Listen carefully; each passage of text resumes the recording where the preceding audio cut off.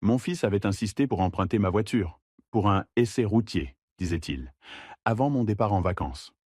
Le lendemain, mes doigts avaient frôlé quelque chose d'anormal, un petit boîtier dissimulé dans un compartiment secret. Je n'avais pas dit un mot.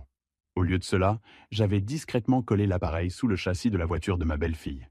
Cette nuit-là, mon fils allait avoir une sacrée surprise. Je m'appelle Bernard. J'ai 62 ans et je pensais connaître mon fils Paul par cœur, jusqu'à ce que je découvre ce maudit traceur GPS dans ma voiture. Ce fut le début d'une longue et amère déconvenue. Tout avait commencé un vendredi après-midi, un de ces vendredis doux de printemps où le soleil de mai caressait les toits des maisons de la rue des Lilas. J'étais tranquillement assis dans mon fauteuil préféré, lisant le journal, quand j'ai entendu frapper à la porte. Paul est apparu sur le pas de ma porte, sans prévenir. Ce n'était pas son genre. En fait, cela faisait des mois qu'il ne s'était pas montré sans un appel préalable, une confirmation, presque une demande de rendez-vous. Depuis qu'il avait épousé Isabelle, 2 ans auparavant, nos rencontres étaient devenues protocolaires, froides, des obligations à cocher sur un calendrier, dénuées de la spontanéité d'autrefois. Une sorte de consultation médicale forcée, mais pour l'âme. Papa, est-ce que je peux jeter un œil à ta voiture m'a-t-il demandé, sans oser croiser mon regard. Il s'est servi un café, le rituel habituel, de la cafetière que je m'efforce de toujours garder pleine, même si je bois moins qu'avant. L'arôme riche et terreux du café colombien, mon préféré, emplissait l'air de ma petite cuisine, un parfum de réconfort qui, ce jour-là, ne parvenait pas à masquer une pointe d'anxiété. Quelque chose dans sa voix, une intonation étrangère, a fait vibrer une corde sensible en moi. Vérifier ma voiture ai-je répété, le laissant un instant en suspens. Pourquoi donc, mon fils? J'ai remarqué que ses mains, habituellement si fermes, tremblaient légèrement en tenant la tasse fumante. Un détail que j'ai enregistré sans comprendre. Paul n'avait jamais manifesté le moindre intérêt pour ma vieille Honda Civic de 2016. Pour lui, une voiture était un moyen de transport, rien de plus, et certainement pas un sujet de conversation. Mais là, il a enchaîné, ses mots sortant un peu trop vite, comme s'il récitait une leçon apprise par cœur. Isabelle dit que les voitures de cet âge peuvent avoir des problèmes de sécurité, tu sais, les freins, la transmission, des choses qu'une femme ne remarquerait pas. Le son de ces mots, la façon dont il les a prononcés, c'était comme une gifle. Une femme ne remarquerait pas. C'était Isabelle qui parlait à travers lui, son mépris à peine voilé. Ces mots m'ont blessé plus profondément que je n'aurais voulu l'admettre.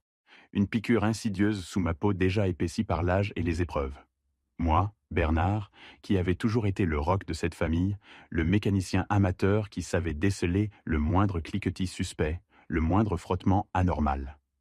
Une femme ne remarquerait pas. L'insulte était double, visant à la fois mon jugement et ma compétence, tout en me ramenant à une image stéréotypée que je rejetais de tout mon être. Pourtant, j'avais conduit cette même voiture pendant 8 ans, sans le moindre accroc, sans le moindre accident. Cette Honda, c'était plus qu'une simple carcasse de métal. Elle avait été le témoin silencieux de tant de moments de ma vie. Je m'y revoyais, sillonnant les routes pour emmener Paul à des centaines d'entraînements de football quand il était enfant. L'odeur du gazon fraîchement coupé et de la sueur emplissant l'habitacle. Je me revoyais aussi, des années plus tard, le volant serré entre les mains, traversant le pays d'est en ouest après que sa mère nous ait quittés.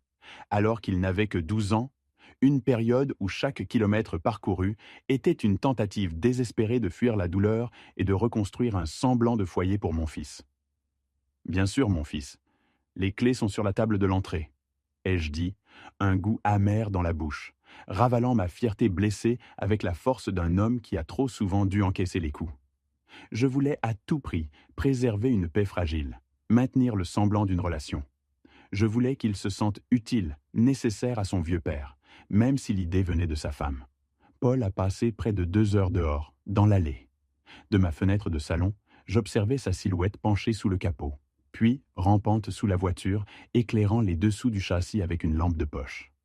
Le crépuscule commençait à teinter le ciel de nuances orangées, et les bruits métalliques de ses manipulations résonnaient étrangement dans le silence du quartier. Mon cœur, lui, battait une cadence irrégulière. Il avait les mains sales, maculées de graisse, et un sourire étrangement figé, presque douloureux, quand il est finalement rentré. Un sourire qui ne parvenait pas à atteindre ses yeux, des yeux que j'avais toujours cru capables de refléter la vérité. Tout semble en ordre, papa. Juste, tu devrais peut-être l'emmener chez le garagiste bientôt, tu sais, pour un entretien préventif. Ces mots étaient mécaniques, sans la chaleur habituelle. Il m'a serré dans ses bras avant de partir. Mais ce fut une étreinte rapide, presque furtive, qui me laissa un sentiment de vide plus profond que si l'on ne s'était pas touché du tout. Une étreinte qui me faisait me sentir plus seul qu'avant son arrivée, comme si l'absence de contact réel était plus facile à supporter que cette parodie d'affection. Il sentait une eau de Cologne différente, un parfum cher et sophistiqué que je ne reconnaissais pas, loin de ses habitudes. Isabelle avait même réussi à changer son odeur, à le marquer de son empreinte, pensais-je avec une amertume nouvelle. Cette nuit-là, tandis que je regardais les informations sur mon vieux canapé en tissu usé, dont les ressorts connaissaient par cœur la forme de mon corps, je n'arrivais pas à me débarrasser de cette sensation lancinante que quelque chose clochait. L'écran de la télévision projetait une lumière froide sur le salon sombre. Mais mon esprit était ailleurs, rejoignant la scène de l'après-midi. Paul avait agi bizarrement, nerveusement, comme un enfant pris en faute. Ses yeux, d'ordinaire si expressifs, n'avaient croisé les miens à aucun moment de toute sa visite. Pas une seule fois.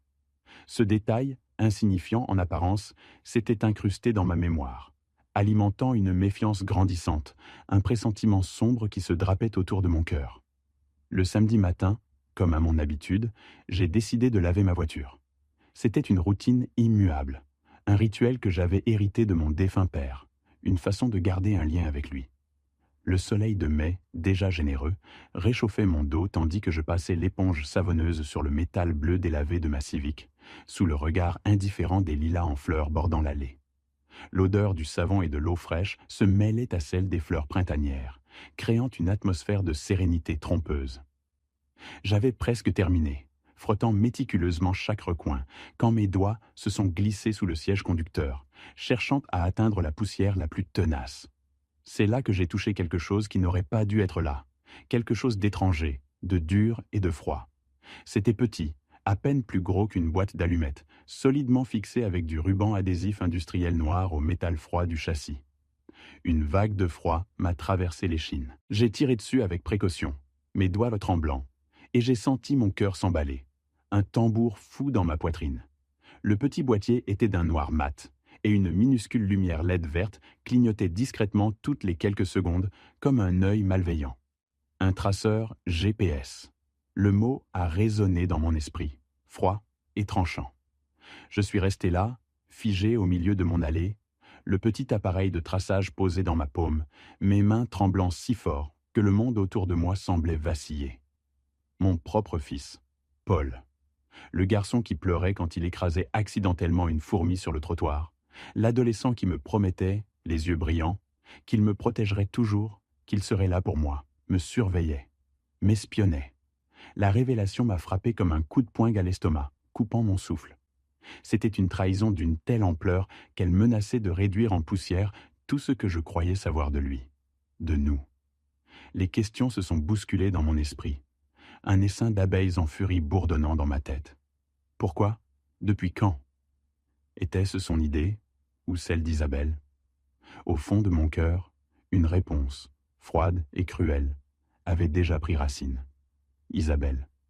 Son nom, comme un poison lent, se glissait dans mes pensées, confirmant mes pires craintes. Elle avait toujours eu cette emprise sur Paul, cette façon de l'envelopper dans sa toile, de le manipuler subtilement. La voir réussir à transformer mon fils, à le pousser à un tel acte, était une douleur presque plus vive que la trahison elle-même. Je suis entré dans ma maison comme un somnambule, le traceur toujours serré dans ma paume moite. Chaque pas était lourd, chaque souvenir de Paul, des années passées, pesait sur mes épaules. Je me suis assis à ma table de cuisine, la même table en bois patiné où Paul avait fait ses devoirs pendant des années, où nous avions partagé des milliers de petits déjeuners, des rires, des confidences. Sur l'étagère au-dessus de l'évier, la photo encadrée de nous deux le jour de sa remise de diplôme universitaire me fixait. Deux sourires, si sincères à l'époque, si pleins de promesses, me semblaient désormais n'être qu'un mensonge cruel, le masque d'une illusion brisée. Mes doigts ont trouvé mon téléphone, comme mus par une volonté étrangère. J'ai composé le numéro de Paul, mon cœur battant la chamade, chaque sonnerie résonnant comme un coup de marteau dans le silence de la cuisine. Une fois, 2 fois, 3 fois. À la 4e, il a décroché. « Allô, papa, tout va bien ?» Sa voix, même à travers la distance et la légère distorsion du téléphone, portait une note de culpabilité évidente, un trémolo à peine perceptible qui a suffi à confirmer toutes mes pires craintes, à transformer le doute en certitude amère. « Paul, il faut que je te pose une question, et je veux que tu me dises la vérité, la pure et simple vérité. » J'ai marqué une pause, prenant une profonde inspiration, sentant l'air froid remplir mes poumons, comme pour me donner le courage nécessaire. « Tu as installé une sorte d'appareil dans ma voiture hier, n'est-ce pas ?» La question était sortie, directe, sans fioriture, le poids de l'accusation flottant dans l'air, bien plus lourd que le petit boîtier noir dans ma main. Le silence qui a suivi a été assourdissant. Un silence si long et si lourd que je pouvais entendre les battements frénétiques de mon propre cœur résonner dans mes oreilles, comme un métronome fou. Puis, la voix de Paul, hésitante, a brisé le vide. « Papa, je ne vois pas de quoi tu parles. » Un mensonge flagrant, une tentative désespérée de reculer l'inévitable. « Paul, ai-je repris, ma voix plus ferme que je ne l'aurais cru. J'ai le traceur dans ma main en ce moment même. La petite lumière verte clignote, là, devant moi. Un autre silence, plus court cette fois, mais tout aussi pesant. Puis, une lente expiration de l'autre côté de la ligne, comme un aveu silencieux. « Écoute, papa, on peut t'expliquer? On peut ?» Le « on » m'a frappé de plein fouet. « Qui ça, Anne-Paul » ai-je coupé, le ton sec, sans lui laisser le temps de se dérober. Il a bredouillé, une explication qui sonnait creux, imprégnée de l'influence d'Isabelle. « Isabelle et moi, on s'inquiétait pour toi. Tu sais, ces derniers temps, tu as été un peu différent, oublieux. On s'est dit que si quelque chose t'arrivait au volant, avec ta mémoire... » Sa voix s'est éteinte, laissant derrière elle un vide rempli de justifications malhonnêtes et de l'ombre de sa femme, planant sur notre conversation, empoisonnant chaque mot. « Oublieux ?» ai-je interrompu, sentant la rage monter dans ma poitrine comme un feu dévorant. La colère m'a étranglé, une morsure brûlante derrière les côtes, et le mot a claqué dans le combiné avec une force inattendue. Quand ai-je été oublieux? L'absurdité de leur accusation était insupportable. « Eh bien, la semaine dernière, tu m'as dit que tu allais au supermarché et ensuite tu ne te souvenais pas de m'avoir appelé. » Paul débitait ses lignes, visiblement sous l'influence. « Je ne t'ai jamais appelé pour te dire que j'allais au supermarché, Paul. Pourquoi t'appellerais-je pour ça ?» Un nouveau silence s'est installé, plus lourd que le précédent, empli de non-dits et de l'écho de leur trahison. Derrière lui, je pouvais entendre la voix d'Isabelle, étouffée et indistincte, comme un serpent sifflant dans l'ombre. Elle était là, toujours présente, même quand elle n'était pas directement au téléphone. « Papa, nous voulions juste nous assurer que tu étais en sécurité. » La tentative de réconciliation de Paul était si transparente, si faible. Menteur. Le mot est sorti de ma bouche avant que je ne puisse l'arrêter. Une explosion de douleur et de dégoût. « Tu as tellement menti que tu ne sais même plus ce qui est vrai. » Sans attendre sa réponse, sans même lui laisser le temps de bredouiller une autre excuse fallacieuse, j'ai raccroché le téléphone. La coupure nette du son a laissé un vide assourdissant dans la cuisine. Mes mains tremblaient si violemment que j'ai dû poser le petit boîtier noir sur la table en bois de chêne, de peur de le laisser tomber. Je suis resté là, assis à la table, le regard fixé sur cet objet insignifiant, mais tellement lourd de sens. Les rayons du soleil de fin d'après-midi, filtrant à travers les carreaux de la fenêtre, peignaient des motifs dorés sur le plan de travail, mais la lumière ne parvenait pas à éclairer le gouffre qui s'était ouvert en moi. Je ne sais combien de temps j'ai contemplé ce petit morceau de plastique et de métal, ce symbole tangible de la mort de la confiance qui existait entre mon fils et moi. C'était un sentiment de violation, une intrusion dans l'intimité de mon existence. J'ai repensé à tous les endroits où j'étais allé ces dernières semaines. Chaque pas, chaque mouvement désormais teinté par la certitude que j'avais été surveillé, épié. Ma visite chez le docteur Dubois pour mon bilan annuel, le léger malaise que j'avais ressenti sans en comprendre la cause, mes courses au marché, l'odeur des fromages frais et des légumes de saison que j'avais cru innocentes, mon rendez-vous hebdomadaire chez le coiffeur avec Madame Dubois, ma voisine de toujours, avec qui je partageais des potins de quartier. Ils avaient analysé mes habitudes, discuté de mon comportement étrange, dans l'intimité feutrée de leur maison moderne du lotissement des Érables, avec ses grandes baies vitrées et son design minimaliste, si différent de la chaleur de ma vieille demeure. Je me suis imaginé Isabelle, avec ses cheveux blonds parfaitement coiffés, ses ongles toujours immaculés, et son sourire étudié, convainquant mon fils que son père était en train de perdre la tête, semant le doute dans son esprit, exploitant la moindre de mes faiblesses. Le téléphone a sonné. Paul, encore. Le son strident m'a fait sursauter. Je n'ai pas répondu. Il a sonné 5 fois de plus dans l'heure qui a suivi, chaque sonnerie creusant un peu plus le fossé entre nous, chaque appel ignoré renforçant ma détermination. Je savais qu'il essayait de me joindre, probablement poussé par Isabelle, pour s'expliquer, pour noyer la vérité sous un flot de mensonges. Mais ma patience avait atteint ses limites. En fin d'après-midi, alors que le soleil se couchait lentement derrière les grands chênes centenaires de mon quartier, peignant le ciel de teintes oranges et violettes, j'ai pris une décision froide, calculée, qui allait tout changer entre nous. Je n'allais pas confronter Paul. Je n'allais pas crier, ni pleurer, ni supplier pour des explications qui, je le savais, ne seraient que d'autres mensonges élaborés. Au lieu de cela, avec une résolution nouvelle et étrange, je me suis levé, la douleur au cœur toujours présente, mais désormais masquée par une détermination glaciale. J'ai marché d'un pas ferme jusqu'à mon garage, l'air frais du soir piquant ma peau. J'ai fouillé parmi mes outils, l'odeur d'huile et de bois se mêlant à celle de la terre humide. Mes doigts ont glissé sur les clés à molette, les tournevis, jusqu'à ce que je trouve ce dont j'avais besoin. De la colle industrielle et du ruban adhésif neuf. Des outils simples pour une tâche complexe.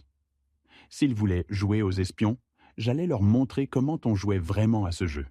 Cette nuit-là, tandis que la lumière pâle de la lune filtrait à travers les rideaux de ma chambre, projetant des ombres mouvantes sur le mur, j'ai décidé de faire quelque chose que Bernard d'il y a 1 an n'aurait jamais envisagé.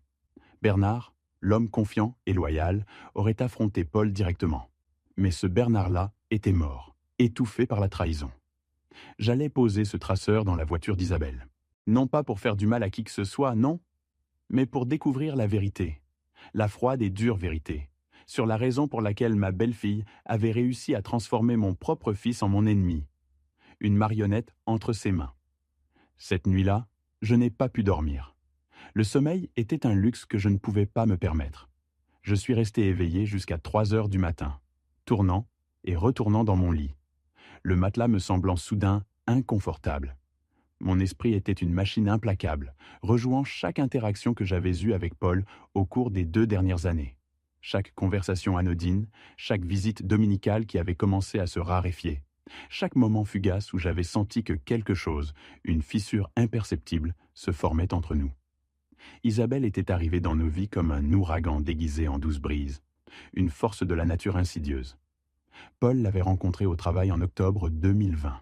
Il était ingénieur dans une grande entreprise de construction avec un avenir prometteur. Elle travaillait au département des ressources humaines, une position stratégique pour observer et manipuler. Quand il me l'a présentée pour la première fois dans un restaurant italien animé du centre-ville, l'air était empli de rire et du parfum d'ail et de tomates. J'avais pensé qu'elle était parfaite pour lui. Belle, intelligente, avec ce charme cultivé qui impressionne. Elle avait étudié la psychologie à l'Université de Californie et parlait avec cette assurance tranquille, cette éloquence mesurée qui ne vient que d'une bonne éducation et d'une famille aisée. « Monsieur Bernard » m'a-t-elle dit cette première nuit, ses yeux verts perçant les miens, tandis qu'elle prenait ma main entre les siennes, parfaitement manucurée. Ses ongles étaient d'un rose pâle impeccable, reflétant la lumière tamisée du restaurant. « Paul m'a tant parlé de vous. Il est clair que vous avez été un père extraordinaire en l'élevant seul. » Ces mots sonnaient sincères, enveloppants, mais il y avait quelque chose dans ses yeux verts, un éclat fugace, presque un calcul, qui me rendait nerveux. Une froideur insaisissable qui contrastait étrangement avec la chaleur de son sourire et la douceur de sa poignée de main. Mais Paul, mon Paul, était si éperdument amoureux qu'il irradiait pratiquement de bonheur, son visage illuminé. Et moi, je ne voulais pas être le père surprotecteur, le vieil homme aigri qui ruinerait son bonheur naissant. Je me suis tu, espérant que mon intuition me trompait. Les premiers mois furent subtils, une lente érosion de notre lien. Isabelle s'arrangeait toujours pour être présente dans chaque conversation entre Paul et moi, comme une ombre élégante mais persistante. Toujours avec un sourire impeccable, toujours se montrant serviable, mais jamais vraiment l'être. Si je mentionnais, par exemple, que j'avais besoin d'aide pour réparer une gouttière ou élaguer un arbre, elle suggérait immédiatement des entrepreneurs qu'elle connaissait, coupant l'herbe sous le pied à Paul avant qu'il n'offre son aide. Si Paul, avec sa bonne volonté habituelle, mentionnait qu'il voulait me rendre visite le week-end, elle se souvenait aussitôt d'engagements sociaux qu'ils avaient, malheureusement, déjà pris. Ah, mon amour, tu ne te souviens pas? Nous avons promis d'aller au mariage de ma cousine Jessica ce samedi, disait-elle d'une voix douce, mélodieuse, mais avec une fermeté sous-jacente qui ne laissait aucune place à la discussion. Paul cédait toujours, toujours, un soupir d'excuse sur les lèvres, un regard contrit vers moi. Le premier commentaire venimeux est arrivé 6 mois après qu'il l'ait rencontré. Un coup de poignard déguisé en conseil.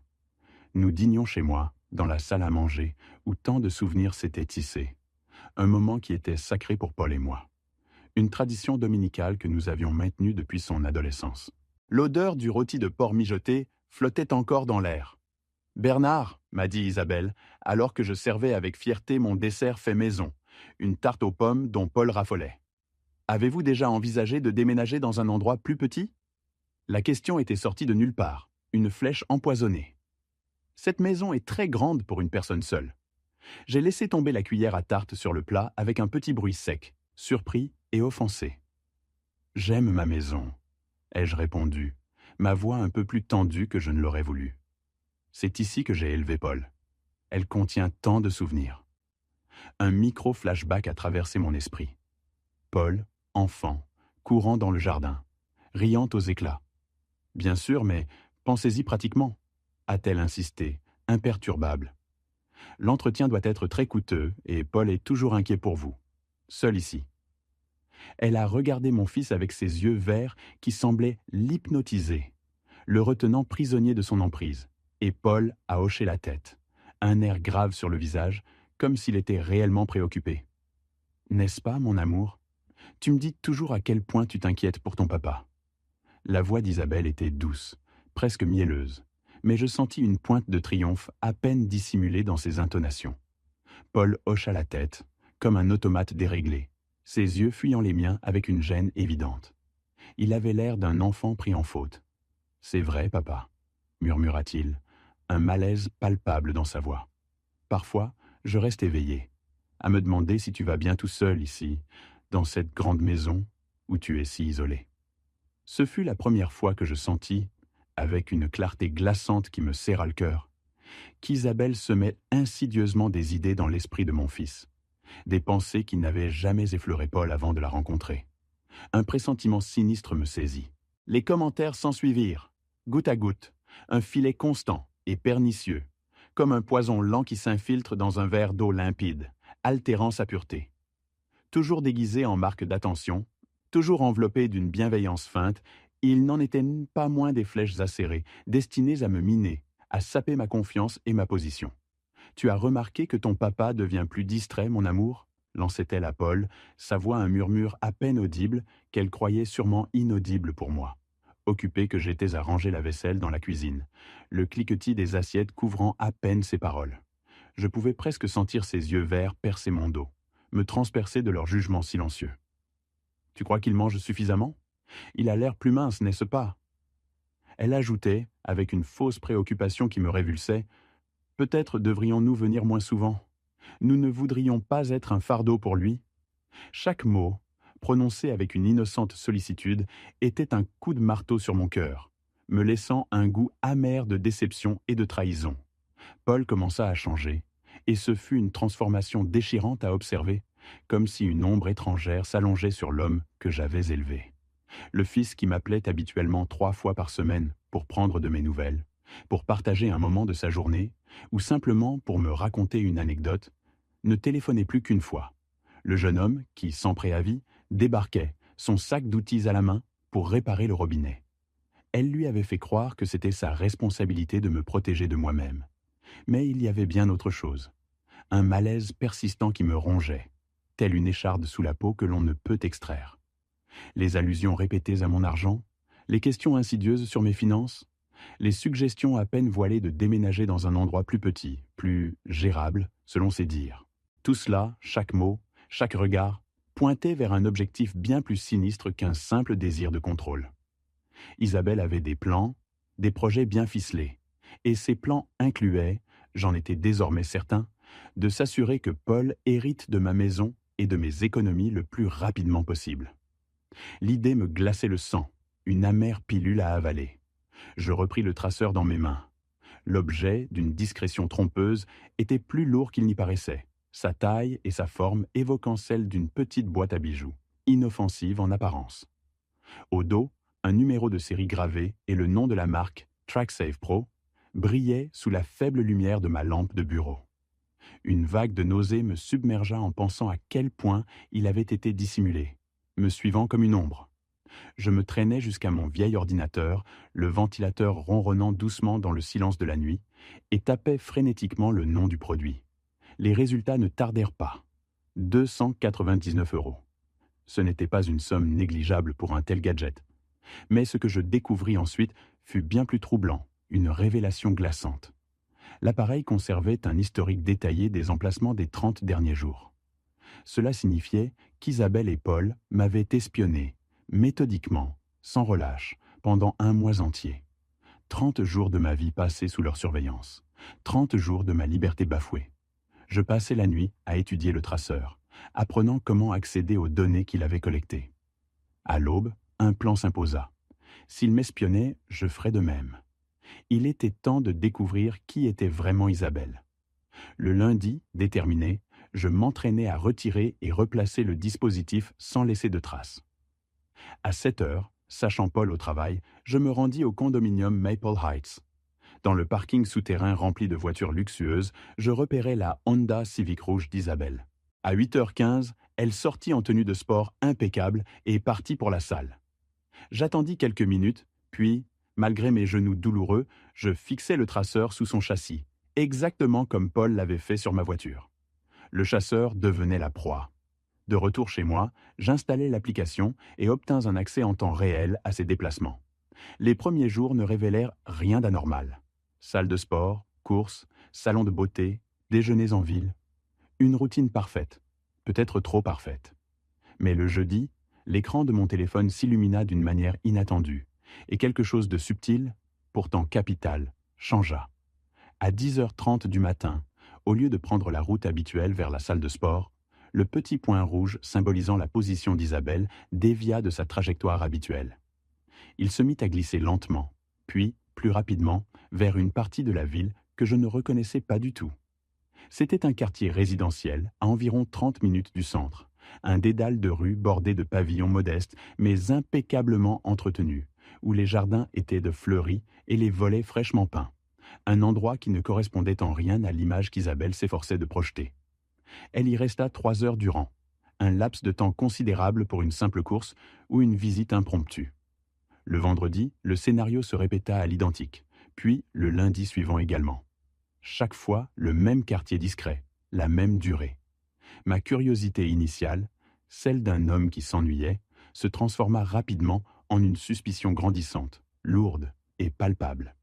Et cette suspicion, à son tour, évolua en une nécessité désespérée, presque obsessionnelle, de comprendre ce que ma belle-fille pouvait bien faire dans ce quartier reculé, 3 fois par semaine, avec une régularité si troublante. L'énigme s'épaississait, et j'étais bien décidé à la résoudre. Le mardi, l'impatience me rongea. Les points sur une carte ne suffisaient plus. Je pris ma décision. Je la suivrais en personne. Je me sentais étrangement grisé par cette idée, comme un détective amateur sorti tout droit d'un roman policier que j'aurais dévoré dans ma jeunesse, planqué dans ma voiture, observant, traquant, tout en maintenant une distance sécuritaire. C'était à la fois absurde et incroyablement excitant. Il y avait des années, des décennies même, que je ne m'étais pas senti aussi vivant, aussi concentré sur un objectif, aussi aiguisé. L'adrénaline pompait dans mes veines, effaçant la fatigue et les soucis quotidiens. Isabelle conduisit exactement là où le traceur m'avait indiqué qu'elle irait, comme une marionnette obéissant à des fils invisibles. Je la suivis prudemment à travers le trafic matinal, mes yeux rivés sur sa voiture rouge. Elle s'engagea finalement dans une rue paisible, nommée rue des Ormes, un nom si banal pour un lieu qui allait peut-être receler des révélations si inattendues. Elle était bordée de maisons des années 80, aux architectures simples et sans prétention, avec de petits jardins soigneusement entretenus, mais un peu fanés par l'été, et des boîtes aux lettres décolorées par le soleil, témoins silencieux d'une vie tranquille et ordinaire. Mais ce qui se passait derrière ces façades était peut-être tout sauf ordinaire. Il se gara plus loin et observa. La voiture rouge d'Isabelle s'arrêta devant une maison beige un peu défraîchie. Un homme en sortit, grand, sûr de lui, et l'accueillit dans une étreinte intime. Puis vint un baiser long, passionné. Bernard resta figé, le souffle coupé. Ce n'était ni furtif ni hésitant, c'était familier, installé.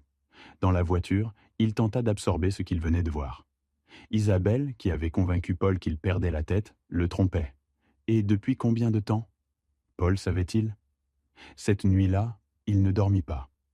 La rage laissa place à une compréhension plus sombre. Il n'était pas un beau-père encombrant, mais un obstacle. Tant qu'il restait proche de son fils, elle n'aurait pas le contrôle. Le traceur GPS n'était pas une preuve d'amour, mais un outil de surveillance. Peu à peu, tout s'assembla. Ses économies, sa maison, près de 350 000 euros. S'il était déclaré confus, placé sous tutelle, Paul contrôlerait tout. Ce n'était pas une simple trahison. C'était un plan, froid et méthodique, bâti sur la cupidité. Le lendemain, je retournai rue des Ormes. Mais cette fois, je n'étais pas venu les mains vides. J'avais emporté mon vieil appareil photo Nikon, celui-là même que j'avais utilisé pour immortaliser chaque étape de l'enfance de Paul, ses premiers pas, ses anniversaires. Le toucher froid du boîtier métallique contrastait étrangement avec les souvenirs tendres qu'il évoquait. Si je devais affronter qui que ce soit avec cette information dévastatrice, j'avais besoin de preuves irréfutables, de preuves qu'il ne pourrait pas nier. Mon cœur battait la chamade, un tambour sourd dans ma cage thoracique. Isabelle arriva à 10h45, 15 minutes plus tard que la veille. Le même homme l'attendait déjà sur le pas de la porte, le visage éclairé par un sourire anticipatif. Cette fois, je pus observer plus de détails. Il était indéniablement beau, probablement âgé d'une trentaine d'années, avec cette même aura de confiance, une aisance dans ses mouvements qui me répugnait. Une nouvelle fois, je les vis s'étreindre, puis s'embrasser. Chaque clic de l'obturateur de mon appareil photo résonnait comme un coup de marteau dans le silence pesant de ma voiture. J'avais peur que le son ne les atteigne, ne les alerte. Je pris des photos de l'étreinte, du baiser, de leurs silhouettes disparaissant ensemble dans la maison. Mon cœur battait si fort que je craignais que le bruit ne couvre le déclenchement de l'appareil. Après qu'ils eurent disparu à l'intérieur, je pris une décision audacieuse, un risque calculé. Je sortis de ma voiture, mes jambes un peu raides, et marchai d'un pas décidé jusqu'à la boîte aux lettres du numéro 47. Le nom inscrit dessus, en lettres soignées, disait « Docteur Marcus Chen ». Un docteur, bien sûr. Isabelle avait toujours eu une préférence marquée pour les hommes qui avaient les réussi, pour ceux qui incarnaient une certaine forme de prestige et de stabilité. En revenant à ma voiture, je remarquai un détail supplémentaire qui m'avait échappé la veille. Sur l'allée, il y avait une deuxième voiture, une Tesla bleu marine, ornée de plaques médicales. Sa voiture, évidemment. Je pris une photo de la plaque d'immatriculation aussi, chaque détail comptait. 3 heures plus tard, Isabelle ressortit de la maison. Ses cheveux étaient légèrement différents, moins parfaitement coiffés qu'à son arrivée. Son maquillage semblait avoir été rafraîchi à la hâte. Elle marchait avec la satisfaction langoureuse d'une femme qui venait de passer un après-midi au lit, une aura de complaisance autour d'elle qui me fit grincer des dents. Tandis que je roulais vers la maison, mon esprit fonctionnait à plein régime. J'avais les preuves de l'aventure, mais il me fallait plus. Je devais comprendre le plan complet, le mécanisme entier de leur machination. Cette nuit-là, je me plongeais dans une recherche intensive sur Internet concernant le docteur Marcus Chen. Il ne fut pas difficile de le trouver. Il possédait son propre cabinet de dermatologie dans l'ouest de la ville.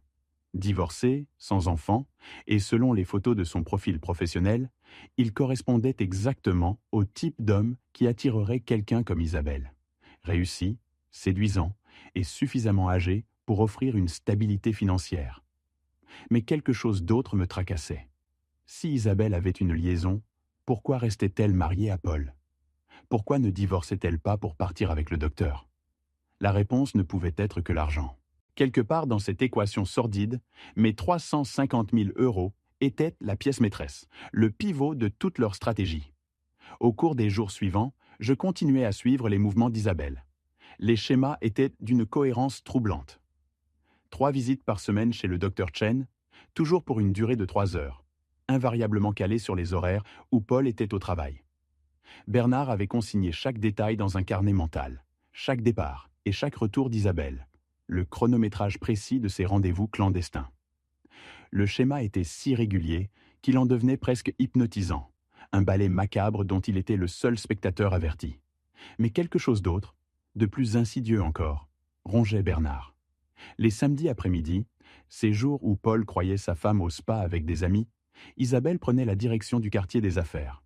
Son Honda Civic de 2016, d'un gris métallique impeccable, se fondait dans le flot des voitures de luxe qui sillonnaient les larges avenues.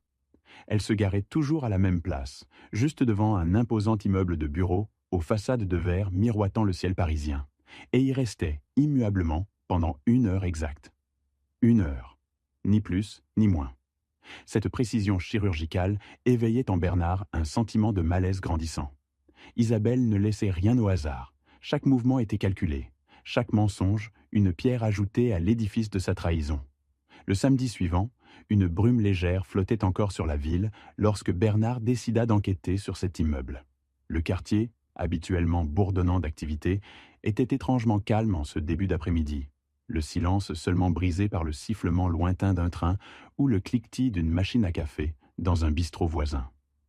Bernard se gara un peu plus loin, observant la façade imposante. Le hall d'entrée était vaste et froid, marbre poli et acier brossé, reflétant la lumière blafarde des néons.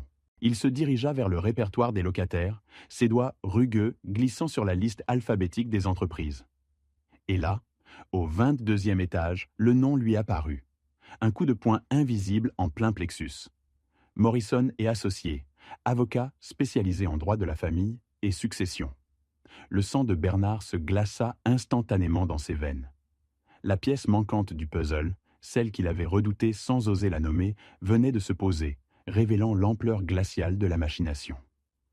Isabelle n'avait pas simplement une liaison, elle visitait un avocat spécialisé dans les divorces et les héritages. À cet instant précis, Bernard comprit que la réalité était bien pire que tout ce qu'il avait pu imaginer. Ce n'était plus une simple infidélité, c'était une stratégie froide, calculée, visant à démanteler non seulement la vie de Paul, mais aussi la sienne. La nuit qui suivit fut un tourment sans fin. Chaque heure passée à fixer le plafond sombre de sa chambre, chaque pensée se transformait en un fragment d'un puzzle macabre qui s'assemblait inexorablement. L'image se formait, nette et terrifiante, dans son esprit, provoquant une nausée physique, un nœud douloureux dans l'estomac. Les ombres dansaient sur les murs, se transformant en spectres des trahisons passées et à venir. Isabelle ne se contentait pas de tromper Paul. Elle planifiait de détruire leur existence, la sienne et celle de son fils, avec une minutie et une cruauté qui le laissaient sans voix, le souffle coupé. Le sommeil le fuyait, remplacé par une anxiété lancinante qui lui serrait la poitrine. Bien avant l'aube, alors que le ciel commençait à peine à blanchir d'un gris pâle et froid, Bernard se leva. Un frisson lui parcourut l'échine, pas seulement à cause de la fraîcheur matinale qui s'infiltrait par la fenêtre, mais à cause de la pensée persistante d'Isabelle. Il se dirigea vers la cuisine, ses pas lourds sur le parquet silencieux, et se prépara un café colombien, corsé, comme il l'aimait. La vapeur chaude s'éleva de la tasse, mais ses mains tremblaient légèrement alors qu'il la portait à ses lèvres. Ce n'était pas l'effet de la caféine, mais la réalisation horrible, la certitude écrasante de ce que sa belle-fille avait ourdi pendant des mois, peut-être des années, sous leur nez. Il avait besoin de plus d'informations sur Morrison et associés. Chaque fibre de son être exigeait de comprendre l'étendue de cette toile d'araignée. À 8 heures précises, il saisit le combiné. Son cœur battait la chamade, un tambour sourd dans sa cage thoracique. Il prit une profonde inspiration, essayant de calmer le tremblement de sa voix. « Bonjour, Morrison et associés », répondit une voix féminine, professionnelle et d'une politesse glaciale, comme taillée dans le marbre du hall d'entrée. « Bonjour », commença Bernard, s'efforçant d'adopter un ton posé. J'aimerais prendre rendez-vous pour une consultation concernant la planification successorale et, des situations familiales un peu compliquées. Il s'étonnait lui-même de la facilité avec laquelle le mensonge glissait de ses lèvres. Bien sûr, monsieur. Pourriez-vous me donner une idée générale de votre situation demanda la voix, toujours aussi lisse. Bernard respira profondément. J'ai une belle-fille qui, je crois, manipule mon fils pour qu'il prenne des décisions financières qui ne sont pas dans son meilleur intérêt. Je crains qu'elle n'essaie d'accéder à mon patrimoine de manière indue. Un court silence s'installa au bout du fil. Un instant suspendu où Bernard crut être démasqué. Puis, la voix reprit, teintée d'une nuance de compréhension cynique. Ce type de dossier est délicat, mais malheureusement pas rare. Maître Morrison est un spécialiste des litiges familiaux liés au patrimoine et aux tutelles. Votre fils a-t-il actuellement une procuration sur vos finances? Bernard sentit le froid l'envahir. Son avocate lui demanda si sa belle-fille bénéficiait de son testament. Il comprit soudain. Son fils était l'unique héritier, et donc Isabelle aurait accès à tout. Il raccrocha, tremblant, convaincu d'avoir frôlé un piège. Les jours suivants, il observa Isabelle grâce au traceur GPS. Médecin, cabinet d'avocat, trajet régulier. Puis un jeudi, elle se gara près de chez lui et resta 15 minutes à surveiller sa maison. Téléphone à l'oreille. Le soir même, Paul l'appela, inquiet. Isabelle l'aurait vu conduire, confus. Bernard comprit qu'elle construisait un dossier sur son prétendu déclin mental. Décidé à obtenir des preuves, il suivit Isabelle chez le docteur Chen. En s'approchant de la fenêtre, il découvrit non pas une liaison, mais une réunion. Documents étalés, ordinateurs ouverts. Caché derrière un arbuste, il entendit l'essentiel. Il parlait de mise sous tutelle, de détérioration cognitive, de manipuler Paul pour qu'il conclût lui-même que son père avait besoin d'aide. Isabelle se vantait, le traceur GPS était son idée. Paul croyait agir par amour. Puis, ils évoquèrent le testament. Une fois la tutelle obtenue, Paul contrôlerait les finances. Ils parlaient de vendre la maison, de liquider les économies, de commencer leur vie ensemble. Le montant, 500 000 €, résonna comme une condamnation.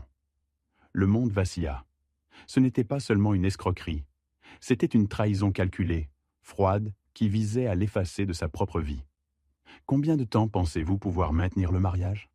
Demanda le docteur Chen, son regard perçant. Isabelle haussa les épaules, un sourire cruel aux lèvres. Jusqu'à ce que nous ayons le contrôle légal de son argent. Après, Paul peut avoir un accident malheureux, ou je peux simplement divorcer et garder la moitié de tout.